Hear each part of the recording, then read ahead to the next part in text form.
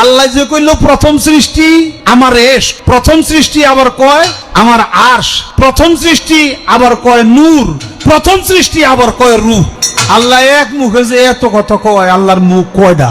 আমাদের সবারই তো বিশ্বাসের একটা নিজস্ব জগৎ থাকে, তাই না? খুব ব্যক্তিগত, খুব পবিত্র একটা জায়গা। যেখানে সামান্য আঘাত লাগলেও মনে হয় যেন সবকিছু ওলটপালট হয়ে গেল। ঠিক। আর সম্প্রতি মানিকগঞ্জে বাউল শিল্পী আবুল সরকারের একটা মন্তব্যকে ঘিরে ঠিক এমনই এক তোলপাড় শুরু হয়েছে। আজ আমরা সেই ঘটনার একটু গভীরে যাব। ঘটনাটা ঘটেছিল ২০২৫ সালের নভেম্বরে মানিকগঞ্জের ঘিওর উপজেলায় একটা গানের অনুষ্ঠানে। আচ্ছা। সেখানে বাউল শিল্পী আবুল সরকার আল্লাহকে নিয়ে কিছু মন্তব্য করেন। অভিযোগ ওঠে যে তিনি নাকি জঘন্য কুৎসার মিথ্যাচার করেছেন। শব্দগুলো তো বেশ গুরুত্বপূর্ণ। হ্যাঁ, আর এরপর থেকেই পরিস্থিতি গরম হতে শুরু করে। উলামা জনতা ঐক্য পরিষদ দ্রুত বিচারের দাবি জানায়, এমনকি প্রতিবাদ করতে গিয়ে ধাওয়া পাল্টা ধাওয়ার ঘটনাও ঘটে, কয়েকজন আহতও হন। কিন্তু বিতর্কের মূল কারণটা ঠিক কী ছিল? আমি শুনলাম তিনি সৃষ্টির রহস্য নিয়ে কিছু একটা বলেছিলেন। একদম। আবুল সরকার দাবি করেন যে আল্লাহর প্রথম সৃষ্টি আসলে কোনটা, আরশ, রূহ নাকি নূর, এ ব্যাপারে নাকি কোনো পরিষ্কার তথ্যই নেই। আর এখান থেকেই বিতর্কের শুরু। ও আচ্ছা। অনলাইন অ্যাক্টিভিস্ট আসিফ সৈকতের মতো অনেকেই তখন ইসলামী আকিদার দলিলগুলো সামনে আনেন।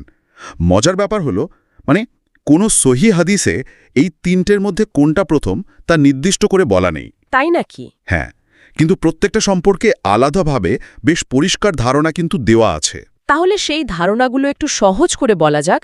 যেমন ধরুন, আরশ নিয়ে কি বলা আছে? সহিহ বুখারীতে হাদিসের সবচেয়ে নির্ভরযোগ্য বইগুলোর একটা, সেখানে একটা হাদিসে বলা হয়েছে আল্লাহ ছিলেন আর তার সাথে কিছুই ছিল না, আর তার আরশ ছিল পানির ওপর। তার মানে আল্লাহ আরশেরও আগে ছিলেন, তিনি কোনো সৃষ্টির অংশ নন। একদম ঠিক। আর রূহ বা আত্মা নিয়ে তো কুরআনে বলা আছে।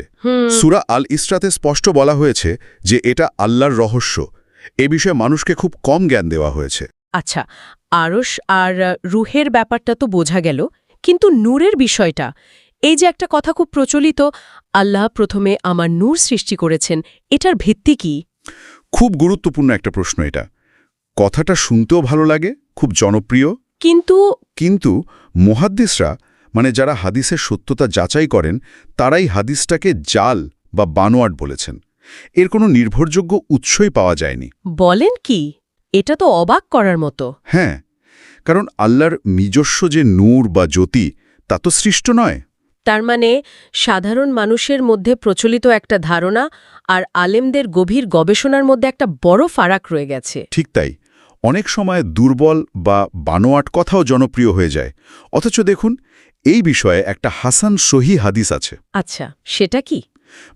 যে হাদিসটার উৎস নির্ভরযোগ্য, সেখানে বলা হয়েছে আল্লাহ তাআলা সর্বপ্রথম কলম সৃষ্টি করেন। সুতরাং আবুল সরকারের দাবির বিপরীতে কিন্তু নির্ভরযোগ্য তথ্য ঠিকই আছে। দেশের আইনে বিচার হওয়া উচিত, এই তো। একদম। আর এর মধ্যেই কিন্তু প্রশাসন আবুল সরকারকে গ্রেপ্তারও করেছে।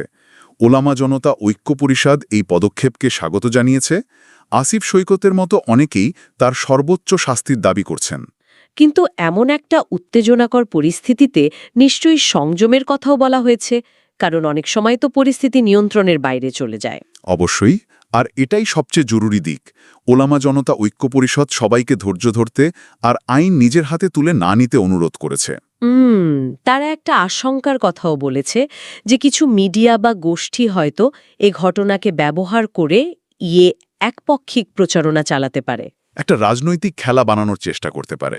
হ্যাঁ, নোংরা রাজনৈতিক খেলায় পরিণত করার চেষ্টা। তার মানে একদিকে যেমন ধর্মীয় অনুভূতিতে আঘাতের একটা গভীর কষ্ট কাজ করছে, অন্যদিকে আইনি প্রক্রিয়া আর সামাজিক স্থিতিশীলতার রক্ষার একটা বড় চ্যালেঞ্জও সামনে চলে এসেছে। একদম। সব মিলিয়ে মূল বার্তাটা হলো, শেষ পর্যন্ত সমাধানটা আইনের পথেই খুঁজতে হবে। সমাজের আসল শক্তি তো আর হট্টগোলে নেই, তাই না? আছে পরস্পরের প্রতি শ্রদ্ধা আর ধৈর্যে। ঠিক। আর এখানেই বোধহয় আমাদের সবার জন্য একটা বড় চিন্তার জায়গা থেকে যায়। আবেগ আর আইনি প্রক্রিয়ার মধ্যে ভারসাম্য রেখে আমরা এই ধরনের জটিল বিষয়গুলো কিভাবে সামলাবো। কারণ দিনের শেষে সত্যকে প্রতিষ্ঠা করার জন্য চিৎকারের চেয়ে সঠিক প্রমাণের আলোই অনেক বেশি শক্তিশালী।